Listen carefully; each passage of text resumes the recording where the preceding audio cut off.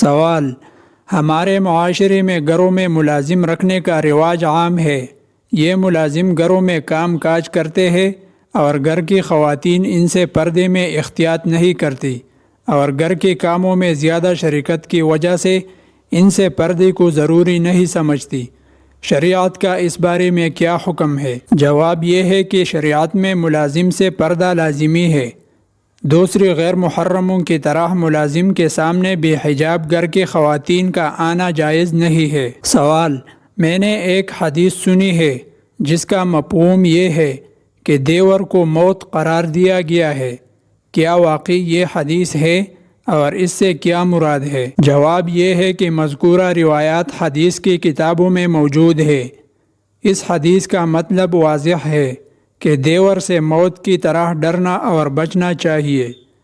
اس سے کسی قسم کی بے تکلفی کی بات نہ کی جائے، نہ تنہائی میں اس کے پاس بیٹھا جائے۔ سوال: میں ایک ڈاکٹر ہوں، کیا میں ہسپتال میں مریضوں کے سامنے اس طرح جا سکتی ہوں کہ میرے بال وغیرہ سب اچھی طرح ڈھکے رہے اور صرف چہرہ کھلا رہے؟ جواب: آپ کو چاہیے کہ غیر محرموں کے سامنے کوئی ایسا نقاب پہن لے جس سے آپ کا چہرہ ڈھک جائے۔